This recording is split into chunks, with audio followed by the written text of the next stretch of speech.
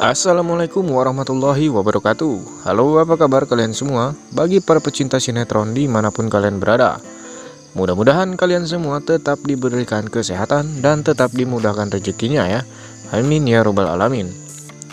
Oke, kembali lagi bersama Bang Mimin, yang mana akan membahas tentang alur cerita episode pertama dari sinetron Suci Dalam Cinta, yang tentunya sinetron ini bakal bikin kita semua penasaran di setiap alur ceritanya.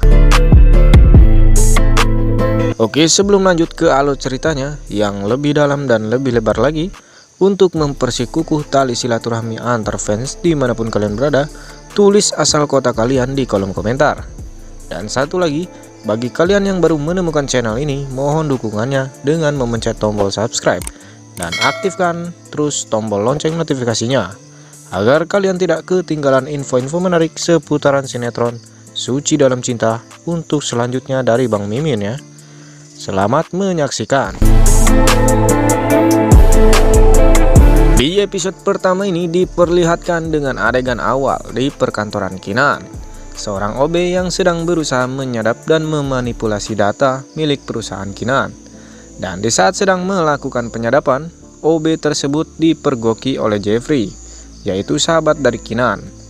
Jeffrey pun menanyakan kepada OB tersebut apa yang dilakukannya di meja kerja Kinan dan menanyakan di mana Kinan. OB tersebut dengan gelagapan mengatakan ia hanya diperintahkan oleh bos Kinan untuk membersihkan ruangnya. Namun Jeffrey tidak mempercayai perkataan OB tersebut karena ia mencurigai dengan tingkah yang ditonjolkan oleh OB tersebut yang ingin cepat-cepat pergi dan adanya USB yang tertempel di laptop milik Kinan. Tak lama Kinan pun masuk dan menanyakan apa yang terjadi. Dan Jeffrey pun menceritakan yang terjadi dan menyuruh Kinan untuk melihat laptopnya tersebut. Kinan pun terkejut karena laptop miliknya disadap dan dalam proses pemindahan data yang dilakukan oleh OB tersebut. Dengan kesal, Kinan menanyakan siapa yang menyuruh OB tersebut untuk melakukan ini. Dan OB pun mengaku bahwa ia diperintahkan oleh Rafa, yaitu adik sepupu Kinan yang memiliki perusahaan saingan dari Kinan. Dengan kemarahannya Kinan karena Rafa berbuat curang dalam bersaing, Kinan pun pergi menemuinya. Dan kebetulan juga Rafa mengadakan acara yang pengangkatan dirinya menjadi CEO. Kembali ke Jeffrey, yang dimana ia membawa OB tersebut untuk mendapatkan jerahnya. Namun di saat itu juga ayah dari Kinan pun datang dan mengetahui semua yang terjadi dari Jeffrey. Dan hal itu membuat ayah dari Kinan mengalami serangan jantung dan jatuh pingsan. Lalu Jeffrey pun berinisiatif membawa ayah Kinan ke rumah sakit. Dan di lain posisi, Kinan yang mengutarakan semua kebusukan Rafa di depan umum saat acaranya pun Rafa berbalik mengusir Kinan dan mengatakan bahwa apa yang dikata Kinan semuanya adalah bohong. Lalu Rafa pun mengusir Kinan.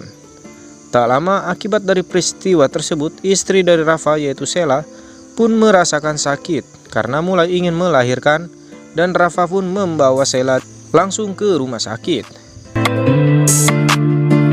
Dan berpindah di mana Almira yang sedang membawa motor untuk mengantarkan barang ditelepon oleh ibunya. Dan ibunya pun mengatakan bahwa di rumahnya sedang diacak-acak oleh debt collector dan akan mengancam bahwa ia akan membawa adiknya Almira yaitu Aisyah apabila ia tidak cepat mengantarkan uang tersebut. Almira pun dengan sigap untuk pulang dan menyelesaikan masalahnya. Namun di saat perjalanan pulang, Almira hampir saja menabrak anak kecil yang bermain di tengah jalan. Dan tanpa sadar ternyata Almira pun membuat mobil yang di hadapannya tersebut hilang kendali. Dan ternyata yang di dalam mobil tersebut adalah Rafa dan istrinya, Sheila, yang sedang menuju rumah sakit. Supir yang hilang kendali pun tidak bisa berbuat apa-apa dan membanting setir, dan pada saat hilang kendali tersebut ternyata mobil mereka ditabrak kembali oleh mobil ambulan. Yang ternyata di dalam mobil ambulan tersebut adalah mobil yang membawa ayah dari Kinan yang akan menuju rumah sakit juga. Sheila dan Rafa terlihat pingsan dan ibu Kinan pun sama. Namun naas, ayah dari Kinan yang sedang mengalami serangan jantung pun di saat itu juga meninggal karena keterlambatan penanganan akibat kecelakaan yang terjadi. Dan Almira yang melihat itu berniat ingin membantu mereka, namun ia ditelepon kembali oleh debt collector tersebut dan mengancam Almira untuk segera cepat mengantarkan uangnya. Almira pun tidak bisa berbuat banyak. Ia pun meninggalkan kejadian tersebut untuk menolong ibunya terlebih dahulu. Dan terlihat di mana Kinan yang mendapatkan kabar dari Jeffrey pun sampai di rumah sakit. Namun Kinan tak berdaya karena ayahnya sudah tidak ada lagi di dunia. Dan Kinan pun tak menyangka bahwa ayahnya sudah tiada. Almira yang sudah sampai di rumahnya, ia pun langsung memberikan uang tersebut dan menyuruh debt collector tersebut untuk pergi dari rumahnya. Dan di saat Sheila dan Rafa sudah sampai di rumah sakit, Rafa meminta kepada dokter untuk menangani istrinya tersebut dengan sebaik-baiknya dan menolong bayi yang ada di perut Sheila tersebut agar selamat. Telah lama menunggu, akhirnya Rafa pun mendapatkan kabar dari dokter. Namun sayang seribu sayang, dokter mengatakan bahwa ia sudah melakukan sebaiknya, namun Tuhan berkehendak lain. Bayi yang ada di perut Sheila tidak bisa diselamatkan, dan rahim dari Sheila pun diangkat akibat mengalami kerusakan parah. Rafa yang terkejut mendengar hal tersebut hanya bisa menangisi dan menyesali hal itu, bahwa ia kehilangan anaknya yang sudah mereka nantikan dan istrinya yang tidak bisa mengandung lagi.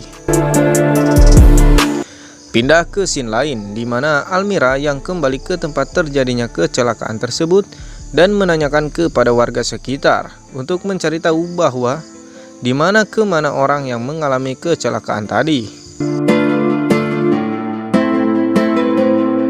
Terlihat Sheila yang histeris dan menangisi semua yang terjadi atas kematian anaknya tersebut pun meminta kepada Rafa, suaminya, untuk mencari tahu siapa penyebab sumber terjadinya kecelakaan tersebut dan membawanya untuk menemui Sheila dan mempertanggungjawabkan semuanya.